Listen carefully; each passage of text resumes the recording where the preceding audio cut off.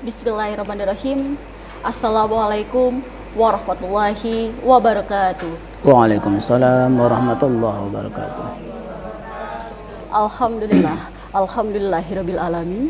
Wassalatu wassalamu ala asrofil anbiya'i wal mursalin wa ala alihi wa ashabihi ajmain, amma ba'du.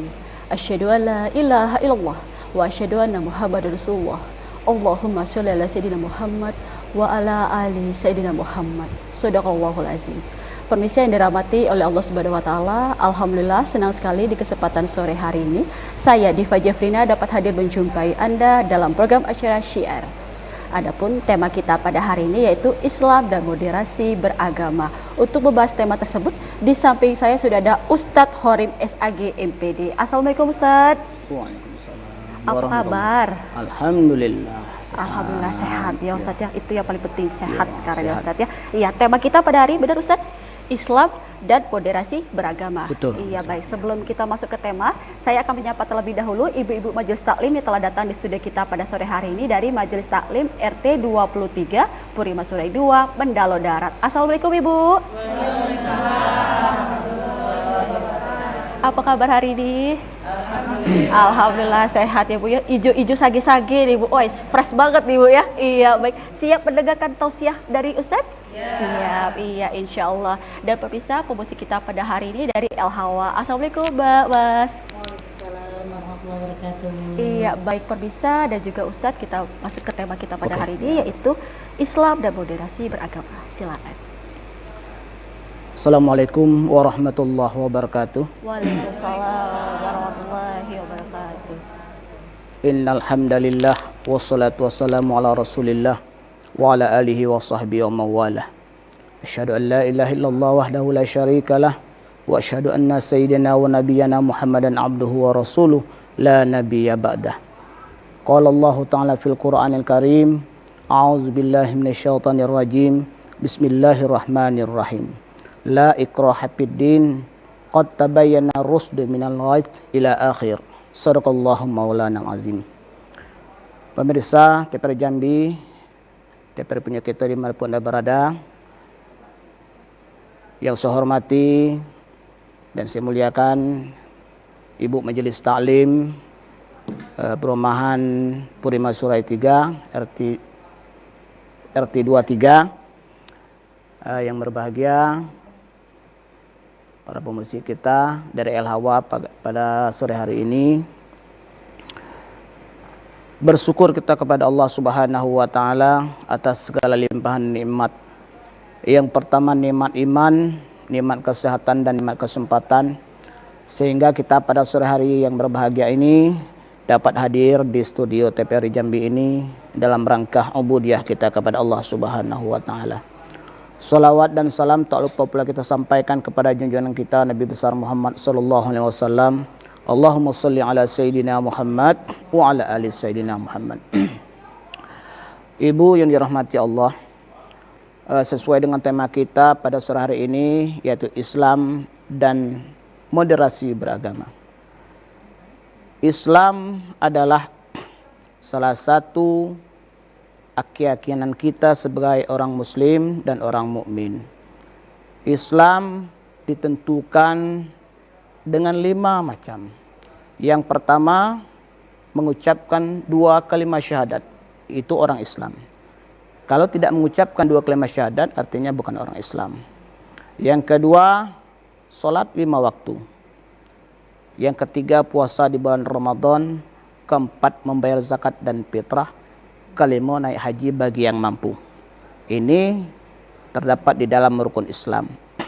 Artinya sebagai umat Islam yang diperintahkan Allah Subhanahu wa taala untuk melaksanakan segala yang diperintahkan dan disampaikan oleh baginda Rasulullah SAW, wajib bagi kita umat Islam melaksanakannya dengan baik dan benar.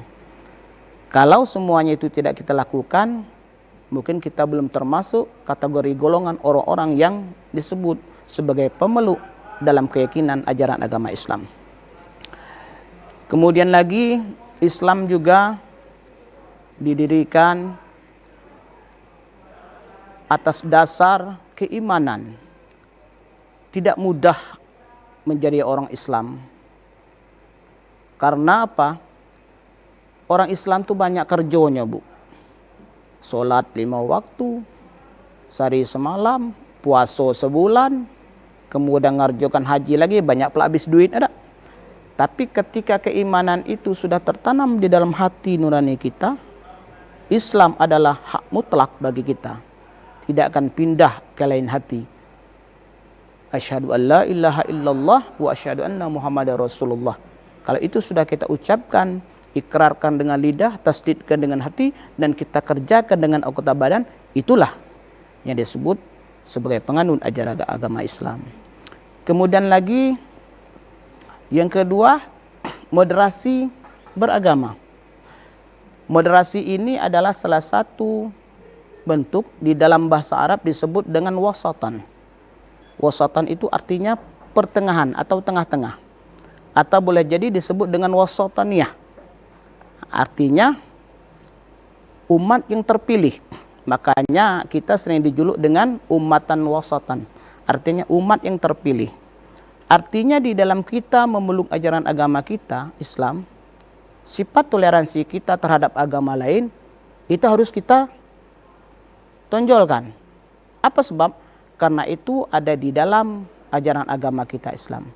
Kita umat Islam tidak boleh mengekstrim ajaran agama orang lain. Kemudian memilah dan memilih. Kalau masalah sosial, silahkan kita. Masalah bergotong royong dan lain sebagainya, boleh. Tapi kalau sudah berbicara masalah akidah, itu ada jalan lain untuk kita tidak boleh ikut serta di dalamnya. Oleh karena itu,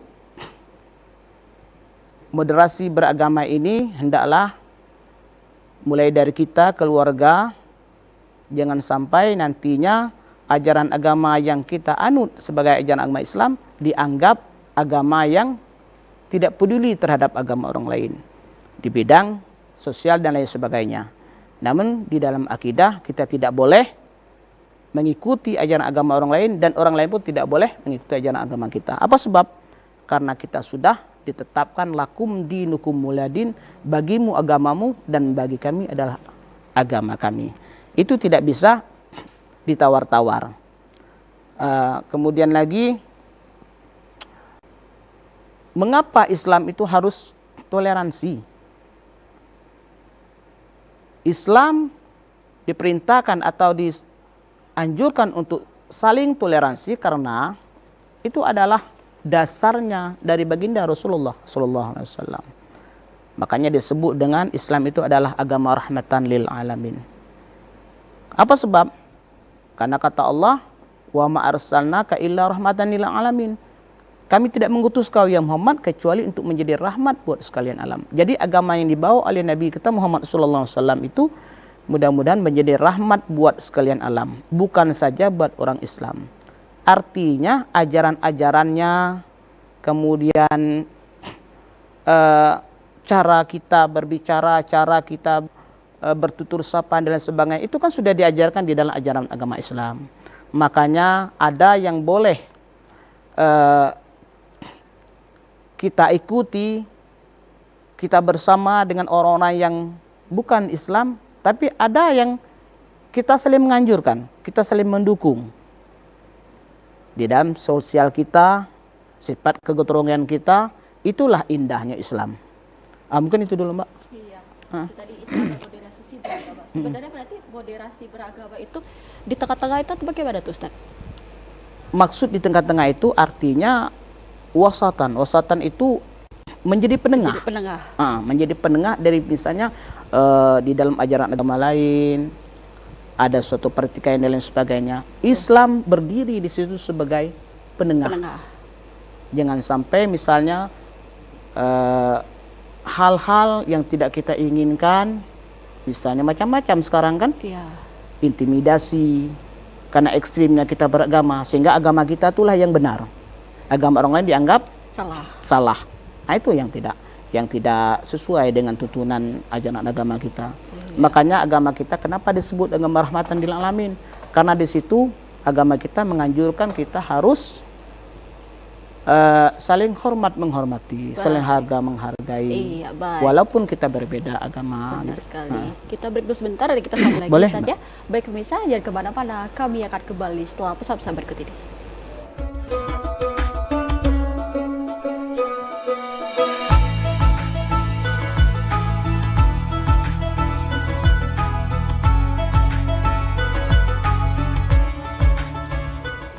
Terima kasih pemirsa, masih bersama kami dalam acara Syiar bersama Ustadz Horin SAG MPD, dan tema kita pada hari ini yaitu Islam dan moderasi beragama. Tadi sudah dijelaskan ya sama Ustadz ya, Islam dan moderasi beragama. Nah, bentuk dari moderasi beragama itu apa sih sebenarnya Ustadz? Boleh dijelaskan? Silakan. Terima kasih. Bentuk dari moderasi beragama itu yaitulah keberagaman agama. Kemudian saling toleransi dalam beragama. Kemudian lagi kita saling harga menghargai dan hormat menghormati. Kemudian kita membentuk suatu keberadaban itu sesuai dengan ajaran agama yang sudah kita anut. Ya. Makanya kita siapapun, agama apapun, bebas kita di dalam beragama. Tidak ada intimidasi dan sebagainya. Ya. Kenapa? Karena Rasulullah SAW pada pasal 25 Piagam Madinah, itu Rasulullah SAW menuliskan bahwasanya bagi orang-orang Yahudi tetap dia dengan agamanya, dan bagi orang-orang Muslim tetaplah dia dengan agamanya. Artinya tidak boleh saling mengganggu. Jadi Piagam Madinah ini sebelum Rasulullah SAW hijrah ke Madinah, ataupun sebelum Al-Quran surah Al-Baqarah ayat 254 itu diturunkan. Makanya Rasulullah sudah membuat suatu aturan bahwasanya orang-orang Yahudi silahkan dia dengan beribadah dengan ajaran agamanya, dan orang Muslim sesuai juga dengan ajaran agamanya. Jadi kita tidak boleh saling mengganggu di dalam beribadah. Itu Mbak. Iya, berarti itu tadi ya Ustadz ya. Berarti tujuan dari moderasi beragama ini adalah untuk mewujudkan ketertiban dalam masyarakat beragama ya Ustadz ya. Di mana bebas saja si masyarakat A dia menganut agama Islam, masyarakat B menganut agama ini. Terserah dia mau menganut agama, tetapi tidak boleh mencoreng agamanya masing-masing itu tadi ya Ustadz ya. Tidak boleh saling mengganggu dalam ajaran agama masing-masing. Iya, nah itu tadi kalau misalnya indikator moderasi beragama nih Ustadz. Nah itu tuh sebenarnya indikator itu tujuannya tadi kan untuk ini ya Ustadz ya. Nah itu apa tuh Ustadz? Silakan. Yang jelas indikator dari kebebasan beragama itu yang jelasnya kita sebagai penganut ajaran agama itu masing-masing, ya kita berdiri sendiri. Artinya kegiatan-kegiatan yang kita lakukan di dalam ibadah kita tidak mempengaruhi agama orang lain. Misal kita mau bikin masjid, musola dan sebagainya, kan ada aturan mainnya. Juga kita mau mendirikan rumah ibadah yang lain, ada aturan mainnya. Jangan sendak perut kita, kan gitu. Mentang-mentang kita mungkin tanah banyak, sehingga kita sewenak kita membuat rumah ibadah sendiri, kan gitu. Ada aturannya, ada izinnya dan sebagainya. Kemudian yang kedua, indikator yang kedua, kita lihat dari jamaahnya. Kalau jamaahnya itu ada berapa kakak, kemudian kita membuat rumah ibadah, itu kan ada aturannya juga. Jadi kapasitas di rumah ibadah yang kita buat itu sesuai tak dengan jamaah yang ada di dalam itu. Kalau misalnya rumah ibadah kita buat sebesar mungkin, sementara jamaahnya ada 7 kakak, 8 kakak di lingkungan itu, akan mustahil itu. Ada. Benar.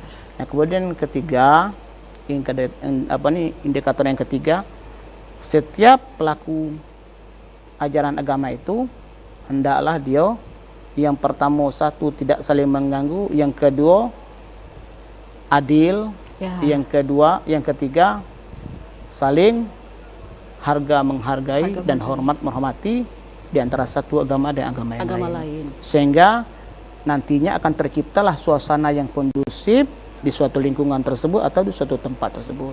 Contoh kita misalnya Indonesia. Indonesia itu 270 juta penduduknya. Benar. Kemudian terdiri dari beberapa ajaran agama kan. Tapi kita lihat sekarang rukun. Benar. Ya, kalau nama gesekan kecil-kecilan itu kan biasa-biasa saja. Tidak mungkin orang itu nggak sempurna semua. Ada. Benar. Tapi apa? Karena kita berlandaskan piagam Madinah yang diterbitkan oleh Rasulullah SAW, bahwasanya Islam itu tidak boleh dia saling ekstrim terhadap ajaran agama orang lain. Silahkan. Ya. Makanya orang-orang Yahudi pada saat itu dia melaksanakan ajaran agamanya dengan sendiri, dan orang Islam pun seperti itu juga kan. Tidak boleh saling mengganggu. Ya. Makanya silakan bebas di dalam beragama. Nilai beragama. Nah, berarti nilai-nilai dari moderasi beragama itu apa saja tuh Ustaz? Yang jelas keharmonisannya pertama ya kita menonjolkan sifat akhlak itu aja lah. Ya. Akhlak itu. Kalau memang tidak akhlak itu ya rasanya jontos-jontosan terus kan. Ya. Kenapa? Sini ada masjid, di situ ada ibadah lain. Ya. Apa nak saling lempar apa? Nah, tapi tidak dengan demikian kan. Benar. Kenapa? Karena Islam disebut dengan ummatan wasatan tadi. Benar. Ya. Umat yang terpilih Ya, tadi. umat yang terpilih. Ya. Makanya tidak sembarangan kita memponis bahwasanya Islam itu radikal, Islam itu ya mungkin segelintir manusia yang otaknya mungkin yang tidak tersentuh dengan kalimat thayyibah dari Allah Subhanahu wa taala sehingga menganggap dia lebih benar kan? Benar. Tapi pada hakikatnya Islam yang sebenarnya itu adalah yang disebut dengan rahmatan lil alamin yang bisa memberi kesejukan dimanapun berada. Iya. Benar sekali. Iya, baik Ustadz, itu tadi Islam dan moderasi beragama. Yang mau saya tanya ini Ustadz, kan kita punya teman beda agama ya, non Muslim. Nah, kita kan Muslim. Waktu itu ada teman saya, dia nikah di masjid. Apakah orang tadi itu segan dia mau masuk masjid? Apakah boleh? Apa tidak? Sebenarnya itu Ustadz, dia cuma masuk baik, cuma menghadiri pernikahan temannya di dalam masjid. Begitu juga sebaliknya Ustadz. Waktu kayak di Kota Baru gitu ya Ustadz ya, itu kan perkumpulan para non muslim ya. Nah di situ dia mengadakan pernikahan, mengundanglah teman muslimnya tadi. Padahal kan dibawakan ya kita tahu sendiri hidangan makanan non muslim itu seperti apa. Apakah kita boleh datang atau tidak sebenarnya Ustadz? Itu kewajibannya seperti apa? Silakan Ustadz. Siapa takut? Siapa takut? Yang jelas selagi dia tidak mengganggu akidah kita dan kita pun tidak terganggu dengan akidah dia, silakan.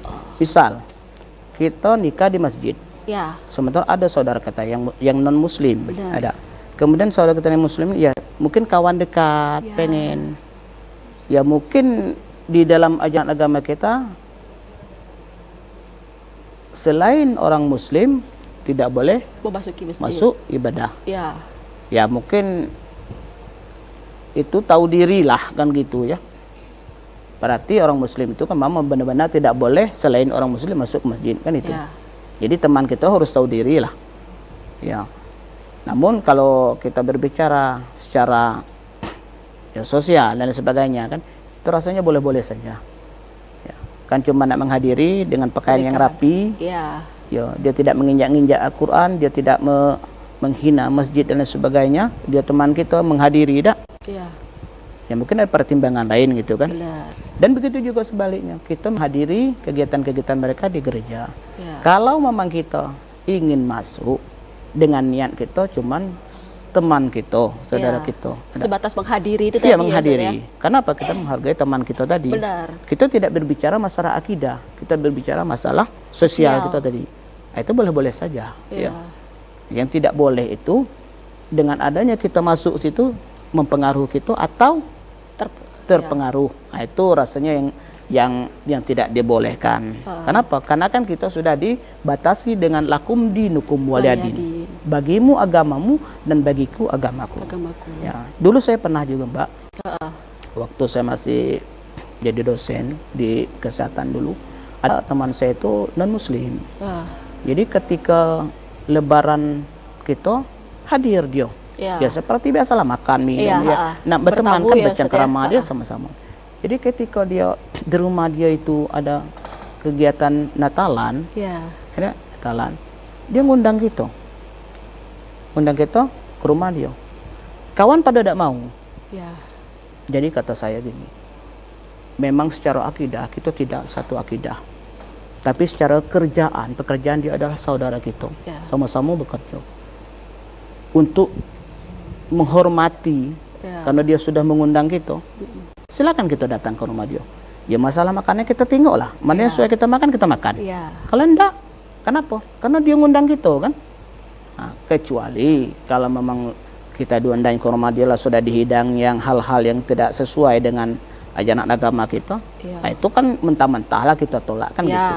Kalau sekarang menghadiri, ya, kemudian karena dia ngajak itu, tapi dengan niat itu, bukan niat kita mau bertemu untuk lebaran kan, silaturahim ini kan, Ya, tapi silaturahmi. niat kita tuh dia adalah teman kita, teman kerja kita. Ya. Tidak lebih dari itu ya, Iya, Ustaz, tidak lebih dari itu. Tergantung dari niat kita lah. Benar. Itu Mbak. Iya, itu baik. Iya, baik. Kita beri kesempatan Boleh. kepada ibu-ibu yang mau bertanya. Silakan Ibu. Berdiri, sebutkan namanya dan majelis taklim Anda. Baik, terima kasih Pak Ustadz. Iya. Perkenalkan, nama saya Bu Yuniarti, berasal dari Majelis Taklim RT 23 Puri Masurai 2 Mendalo. Ya.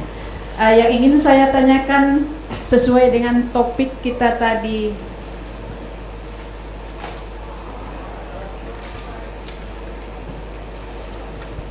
Islam moderasi beragama. Hal yang harus kita lakukan sebagai orang tua supaya anak tidak terpengaruh dengan moderasi zaman yang serba canggih ini. Iya. Misalnya pengaruh handphone, pengaruh lingkungan. Terima kasih Ustadz. Iya, baik. Terima kasih. Pertanyaan pertama dari Ibu Yuniarti yang bertanya bagaimana nih cara kita sebagai orang tua untuk adanya moderasi beragama ini. Silakan Ustaz. Pengaruh teknologi ya. Ya. Baik, terima kasih Bu, pertanyaan yang bagus. Jadi menghadapi dunia yang serba canggih seperti sekarang ini, kewajiban orang tua itu bagaimana menjaga anaknya agar anaknya tidak terpengaruh kepada hal-hal yang terjadi di luar nalar kita. Misalnya contohnya bermain HP segala macam. Pada dasarnya teknologi itu adalah salah satu komunikasi yang aktif buat kita, yang seharusnya sudah saatnya kita memakai itu. Ada sisi positifnya, ada juga sisi negatifnya. Tapi di sisi positifnya ya kita gunakanlah sebaik mungkin. Macam hari ini, misal anak kita daring Bu, dari rumah. Kalau orang tuanya tidak punya HP, tidak belajar anak kita hari ini kan, berapa hari ini ke depan kan gitu. Nah tapi dengan satu syarat, orang tua tidak lepas kontrol anaknya. Jangan sampai dengan hal-hal yang katanya belajar di HP tadi, sehingga lah sudah tidak belajar lagi. Iya, kan? lihat Nah, yang sampai lain jam ya, 1 Ustaz, ya. malam kira masih belajar, rupanya traktik kan. Nah, orang tua harus awasi terus. Kita tidak bisa Ibu menyerahkan sepenuhnya dengan gurunya di sekolah, karena guru di sekolah itu terbatas waktunya. Nah, kemudian anak kita itu habis dari belajarnya di rumah, kita orang tua yang ngurus. Makanya ya kita harus buat waktu lah, bagaimana caranya dia bermain game, bermain HP segala macam itu kan, sehingga jangan sampai dengan dia bermain itu mengurangi kegiatan-kegiatan keagamaannya. Misal kalau dia maghribnya dia ngaji di masjid, tidak usah dikasih HP. Kapan nak belajar? Ada. Nah, kapan bermain HP? Ketika dia sudah balik dari masjid, misal malam di rumah, kasih waktu. Nah, itulah gunanya kan. Kalau kita mau anak kita itu tidak terpengaruh atau jauh dari hal-hal yang tidak kita inginkan. Kemudian kita periksa, apalagi anak cewek kita Bu, kita tidak tahu dia berkawan berteman-teman. Kita lihat di sini kan sekarang kadang-kadang bermain di HP kita tahu anak kita dibunuh. Nauzubillah min zalik. Tidak. Ya. Makanya anak perempuan kita misalnya, itu wajib hukumnya bapak ibunya tengok HP-nya apa di dalam itu. Kalau memang kira-kira agak panas sedikit, buang, hapuskan. Jangan sampai dia lebih mengidolakan HP-nya daripada pendidikannya. Mungkin itu. Iya, bagaimana Ibu Yun? Sudah cukup jelas? Apa ada yang mau Iya. ditanyakan oleh? Oke, Iya. baik. Terima kasih Ibu. Kita break dulu sebentar, nanti Boleh. kita sambung lagi. Baik pemirsa, jangan kemana-mana. Kami akan kembali setelah pesan-pesan berikut ini.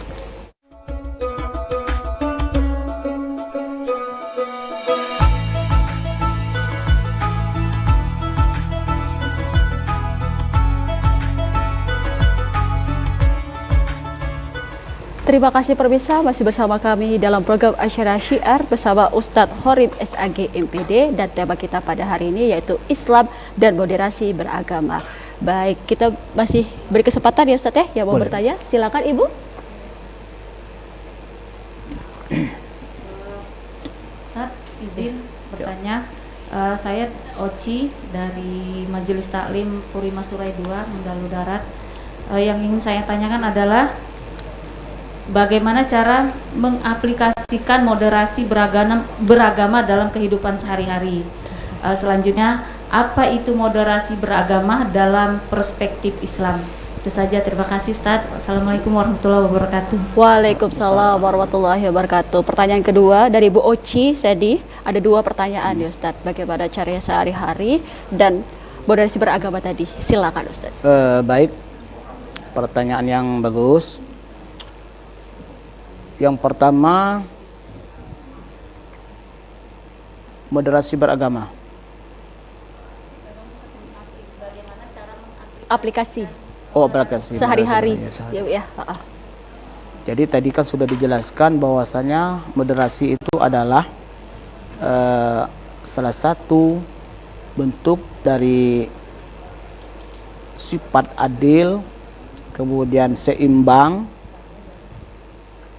di dalam kita bersosialisasi di dalam ajaran agama kita. Jadi untuk kehidupan kita sehari-hari yang jelasnya sebagai umat Islam, kita harus mengikuti apa yang sudah diajarkan oleh ajaran agama kita. Kalau misalnya kita tidak boleh mengkritik agama orang lain, tidak boleh kita mengusik ketenangan peribadatan orang lain, artinya kita tidak boleh melakukannya itu. Kenapa? Karena kita sudah dibatasi dengan ayat Al-Quran tadi, lakum dinukum waliyadin. Oh Ustaz, misalnya di lingkungan kami itu mungkin dia agak reseh dikit, agak mungkin nak tahu semua urusan orang, itu masa bodoh. Yang penting selagi dia tidak mengganggu ketenangan ibadah kita, silakan. Tapi kalau dia sudah mengganggu ketenangan ibadah kita, baru kita tegas, kan gitu. Kenapa Rasulullah SAW itu ketika dia dihina agamanya, jangan Rasulullah, kita sebagai umat ketika agama kita dihina, agama kita dilecehkan, kita sanggup syahid, kan itu. Tapi kalau dia memang tidak mengganggu kita, ya tidak perlulah gitu. Yang penting kita beribadahlah dengan moderasi ajaran agama yang sesuai dengan ajaran agama yang sudah kita anut. Sholat, puasa, zakat dan lain sebagainya. Apa yang dianjurkan kepada kita, sehingga nantinya kesan di dalam kita melaksanakan ajaran agama kita itu, kita tidak mengganggu orang dan kita tidak mengusik orang. Kita melaksanakan ibadah kita sesuai dengan tuntunan ajaran agama yang sudah kita dapatkan. Terus kemudian lagi, kalau misalnya di dalam kita beragama ini, melaksanakan ibadah kita tidak tenang atau diganggu oleh orang-orang yang memang tidak suka dengan keberadaan kita, Itu kita cari solusinya. Yang penting kalau kegiatan-kegiatan keagamaan kita itu hendaklah kita laksanakan dengan baik, dan kita pun tidak boleh mengusik ajaran agama orang lain. Nah, itu Mbak. Iya, itu aja ya Ustaz ya. Mm-mm. Iya, itu berarti cara mengimplementasikannya ya. Berarti pertama menghargai perbedaan, Iya. meningkatkan pemahaman, mempraktikkan nilai-nilai Nilai-nilai agama, agama. menciptakan dialog tadi, berarti mencari solusi yang tepat Iya. untuk semua pihak, menjaga sikap tenang dan tidak terprovokasi ya Ustaz ya. Itu tadi implementasi sehari-hari ya. Pertanyaan keduanya tadi apa, Bu? Dalam perspektif Islam, silakan. Kalau dalam perspektif Islam, yang jelasnya kita itu agama rahmatan lil alamin.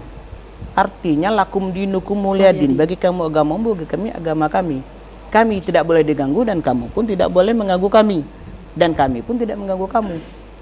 Nah, sehingga nilai-nilai ajaran agama yang sudah kita anut betul-betul kita laksanakan dengan baik.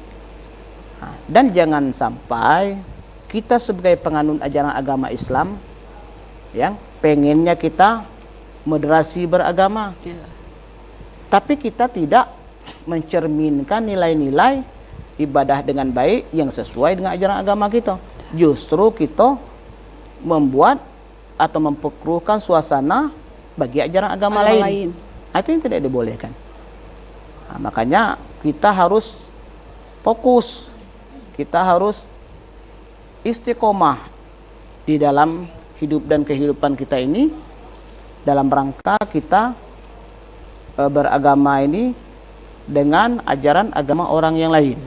Jadi kita tetap ajaran agama kita, dan kita tidak boleh mengganggu orang lain, kan itu. Sehingga nilai-nilai ajaran agama yang kita anut itu sesuai dengan tuntunan Rasulullah SAW, agama yang rahmatan lil alamin, damai, tenang, adil, dak neko-neko, dak nganggu orang. Yang penting orang nabi beribadah, ibadahlah sesuai dengan ajaran dia. Kami pun macam itu juga. Akan itu di dalam piagam Madinah yang sudah dibuat oleh Rasulullah itu. Makanya orang-orang Yahudi pada saat itu, bagi orang-orang Yahudi, laksanakanlah ajaran agama mereka masing-masing, dan orang Islam pun seperti juga. Ada. Makanya turun ayat Al-Quran, lakum dinukum waliyadin tadi kan, bagimu agamamu dan bagi kami agama kami. Dan kita pun tidak boleh juga memaksakan ndak. Misalnya ada misalnya mungkin dia ni istilahnya pembantu kita, misalnya dia non muslim, dia pembantu kita, karena kita ketaatan kita kepada agama kita, lantas kita memaksa dia nyuruh masuk saya Islam. tanya itu Ustaz, tuh gimana tuh caranya tuh kita berteman itu tadi kan, berteman kita sebagai non muslim, ayo kita kasih tahulah Islam itu lebih baik ini segala macam, tapi dengan cara agak memprovokasi agama yang lain, itu berarti salah ya Ustaz ya? Tidak boleh. Bagaimana cara Kenapa? kita untuk membantu teman kita yang mungkin sebenarnya dia itu mau masuk Islam. Nah, seperti itu. Jadi Ustaz. gini, Rasulullah SAW itu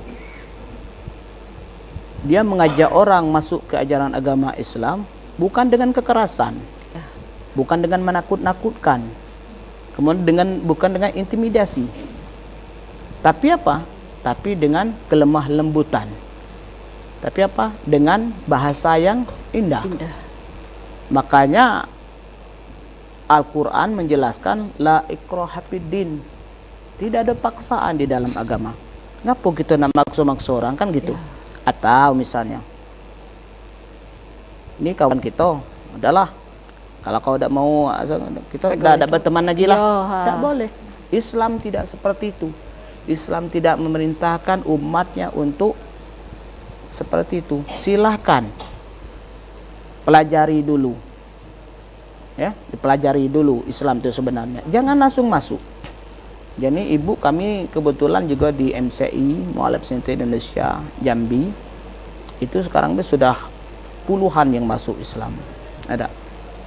Jadi rata-rata yang Islam itu ya mungkin itu tadi karena rahmatan lil alamin tadi, bukan karena rahman Allah, sehingga hatinya terpanggil untuk masuk Islam. Saya ada 2 orang yang saya syahadatkan. Itu saya tanya itu. Yang pertama, apa yang membuat kamu tuh mau masuk Islam? Ya. Jadi kata dia, Ustadz, saya tidak bisa tidur lagi ketika waktu subuh. Pada saat saya mendengar orang azan, ketika dia membaca as-salatu khairum minan naum, Ya. lebih baik sholat daripada tidur. Disitulah yang membuat saya itu tertarik. Artinya Islam ini padahal pas waktu subuh itu kan Ya. sedang enak-enaknya tidur, tapi iya. dia terbangun menghadap Allah, menyembah Allah, ya, apa nih, datang dengan suruhan Allah. Ya. Satu, ada juga kadang-kadang tuh mendengar ngaji, atau mungkin dengan bahasa kita, ada mungkin Islam gini, ya cara-cara kita lah kan, sehingga hatinya tertarik. Nah, beda dengan mungkin karena alasan lain, misalnya mau nikah seseorang, akidah Ya. tak tergadai kan, Ya. atau iming-iming lain. Nah, makanya kita itu kalau sebagai pemeluk ajaran agama, betul-betul kita istiqomah di dalam ajaran agama kita. Jangan sampai agama kita ini menjadi agama yang biasa-biasa saja bagi kita, tapi sangat istiqomah bagi orang yang Bagi baru orang masuk lain. Islam. Iya, benar sekali. Nah. Baik, bagaimana Ibu Oci? Sudah cukup jelas? Baik, Yo. terima kasih Ibu. Baik, pertanyaan selanjutnya, silakan Ibu. Assalamualaikum warahmatullahi wabarakatuh. Waalaikumsalam warahmatullahi wabarakatuh. Kenalkan, nama saya Zildawati dari pengajian RT 23 Perumahan Puri Masurai 2, Mendalo Darat. Ya, Bu. Saya akan bertanya, Pak. Mungkin 2 pertanyaan. Iya, enggak apa-apa. Yang pertama, masalah haji, Pak. Oh, Haji. Karena susahnya untuk haji sekarang, untuk berbuat baik, ibadah, mendaftar sekarang 15 tahun yang akan datang baru bisa berangkat. 20. Itu kalau pasti. Iya, kalau pasti. Jadi banyak yang cepat seperti umrah. Umrah 3 bulan mendaftar langsung berangkat. Iya. Ya, Pak ya. Nah, jadi sekarang banyak yang umrah, apakah cukup dengan umrah saja dan berapa kali kita umrah yang pahalanya sama dengan ibadah haji? Oke. 1. Nomor 2, Pak, apakah hukumnya bagi orang Islam atau Muslim memberikan daging kurban kepada non-Muslim? Ya. Sekian dan terima kasih. Assalamualaikum warahmatullahi wabarakatuh. Waalaikumsalam warahmatullahi wabarakatuh. Pertanyaan ketiga dari Bu Zilda nih tadi, ada 2 pertanyaan mengenai masalah umroh haji, dan kedua masalah daging kurban yang diberikan kepada non muslim. Silakan Ustaz. Hebat nggak lo pertanyaan Iya, dari Ibu kita nih. luar biasa. Luar biasa ya. Masya Allah. Baik Ibu, pertanyaan bagus. Alhamdulillah. Jadi berbicara kita masalah haji, memang akhir-akhir ini terlalu banyak orang yang daftar haji, dah Bu. Umroh pun juga, tapi sampai-sampai ada yang nunggu 13 tahun, 15 tahun. Ada. Kenapa? Karena itulah rahmatan lil alamin tadi.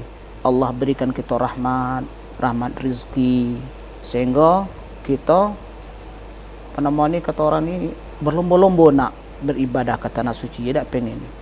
Kalau dulu sarunnya nengok orang pergi haji itu, tapi sekarang mudah nih.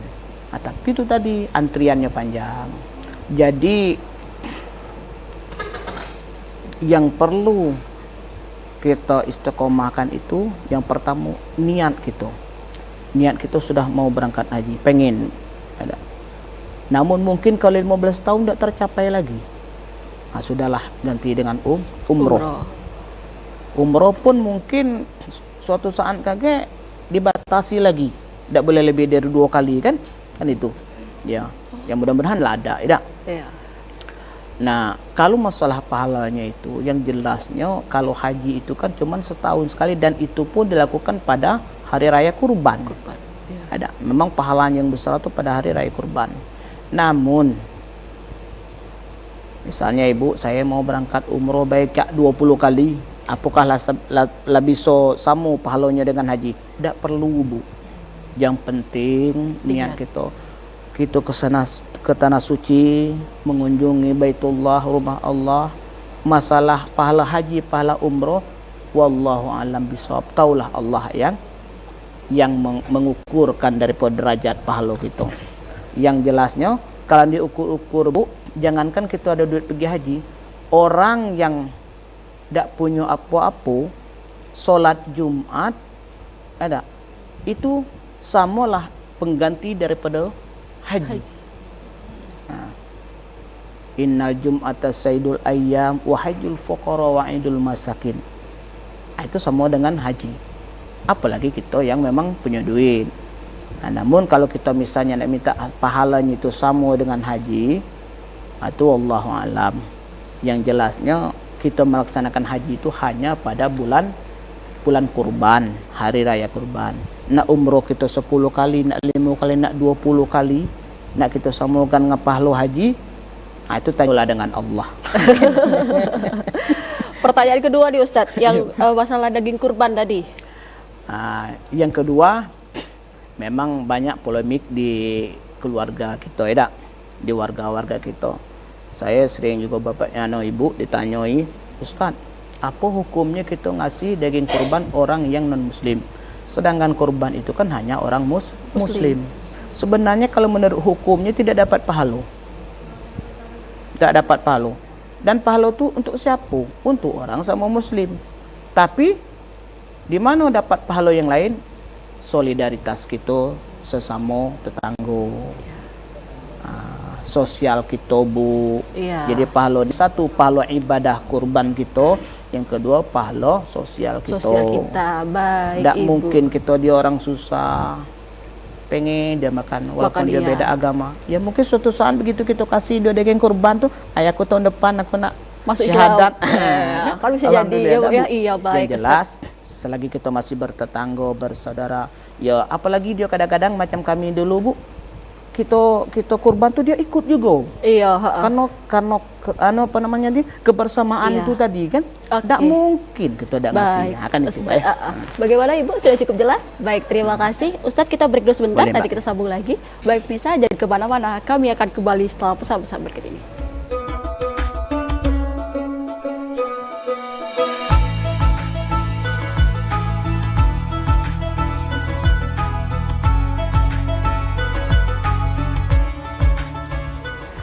Terima kasih pemirsa, masih bersama kami dalam program Asyara Syiar bersama Ustadz Khorim SAG MPD, dan tema kita pada hari ini yaitu Islam dan moderasi beragama. Baik Ustadz, kita sudah di penghujung acara, boleh kita masuk ke kesimpulan kita pada hari ini Ustadz, silakan. Baik, terima kasih. Kesimpulan dari materi kita pada sore hari ini, yang jelasnya Islam adalah agama yang rahmatan lil alamin. Kemudian la ikraha fiddin, tidak ada paksaan di dalam ajaran agama. Artinya sebagai pemeluk ajaran agama Islam, hendaklah dia betul-betul istiqomah di dalam ajaran agamanya. Dan kita tidak boleh ekstrim mengintimidasi ajaran agama orang lain. Silakan kita berpacu untuk kebersamaan kita di dalam suatu negara, suatu lingkungan, dan jangan sampai kita saling ejek, saling caci maki dan sebagainya di antara agama kita dan agama orang lain. Hendaklah kita hidup rukun, bersosial, kemudian sifat kegotoroyan kita tetap, namun yang membedakan kita hanyalah akidah kita. Karena akidah kita lah yang tidak bisa ditawar-tawar. Lakum dinukum mulyadin, bagimu agamamu dan bagi kami agama kami. Kemudian lagi mungkin dengan moderasi beragama ini kita mungkin saling menghormati, saling menghargai, dan tidak boleh saling mengintimidasi dari agama orang lain, sehingga nantinya kita sebagai umat Islam betul-betul menjadi tuan rumah yang baik, yang sesuai dengan pilihan sebagai umatan wasatan, yaitu umat Islam yang terpilih dari ajaran-ajaran agama yang lainnya, sehingga kita menjadi kiblat buat agama lain. Solidaritas kita, akhlak kita, kemudian tutur sapa dan bahasa kita sesuai dengan tuntunan yang diajarkan oleh baginda Rasulullah sallallahu alaihi wasallam. Mudah-mudahan ibu-ibu yang dirahmati Allah, kita tetap istiqomah di dalam ajaran agama kita, tidak boleh lengah, tidak boleh kita capek, karena ajaran agama kita itulah yang akan membawa kita di dunia wal akhirah. Teruslah kita bersosialisasi, teruslah kita beraktivitas di dalam hidup dan kehidupan kita sehari-hari. Mudah-mudahan apa yang kita lakukan menjadi amal ibadah dan ridha Allah Subhanahu wa taala. Amin amin ya rabbal alamin. Baik Ustaz, terima kasih atas waktunya pada hari ini tentang tema kita Islam dan moderasi beragama. Terima kasih Ibu-ibu Majelis Taklim RT 23 Purworejo 2 Bedalo Darat. Baik pemirsa, demikianlah acara syiar pada hari ini. Saya Diva Jeffrey dan kru bertugas mohon undur pandang Anda. Terima kasih. Wabillahi taufiq wal hidayah. Wassalamualaikum warahmatullahi wabarakatuh. Waalaikumsalam.